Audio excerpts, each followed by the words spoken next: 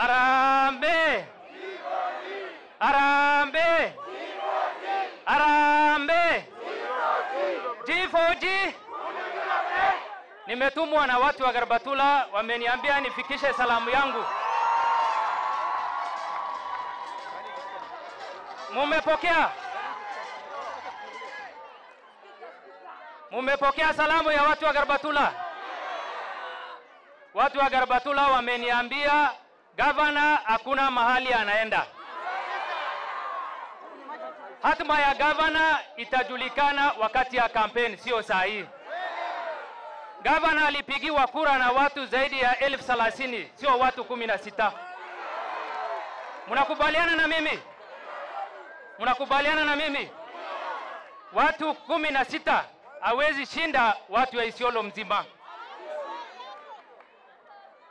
Ile kazi imefanyika tarehe 10 hii wiki, sio impeachment, ni illegality. Msiambie watu ni impeachment, hiyo ni ukora imefanyika. Mnakubaliana na wakora? Msisikize maneno ya wakora. Gavana ni kijana yetu. Iko njia mingi sana ya kutatua shida ya kaunti ya Isiolo. Lakini watu ya county assembly, watu 16 wameshikana na watu kutoka sehemu jirani, wanajaribu kugawanya watu wa Isiolo.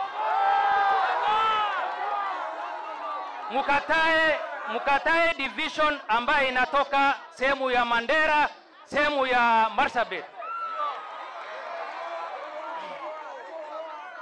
Kwani jameni niwaulize, sisi watu wa Isiolo hatuwezi kutatua shida yetu? Kwani ni lazima tuambiwe tuko na shida? Gavana si ni kijana yetu? Tukimtafuta si tunaweza muuliza maswali? Kwani anaweza kutukataa? Watu wasiwauzie uoga. Kitu ya muhimu kabisa, kuna barua zinaenea katika mtandao ya social media.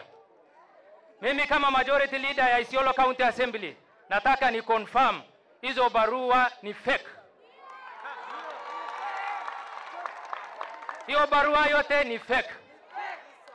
Gavana hawezi tolewa na clerk ya County Assembly, kuna procedure ya kumtoa. Na hizo mambo ya public participation imesimamishwa kisheria. Sisi kama watu ya G4G hatuwezi kosea watu.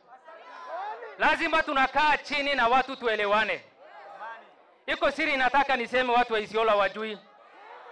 MCS ya Isiolo walijificha mahali wakanipigia simu.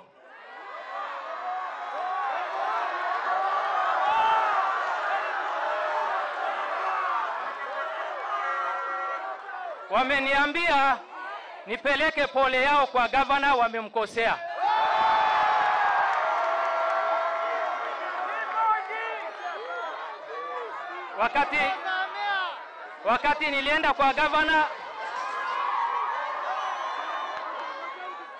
Wakati nilienda kwa gavana, gavana aliniambia niombe msamaha kwa niaba ya MCS 16 watu wa Isiolo. Mumesamea hawa? Mumesamea kabisa? Muinue mkono.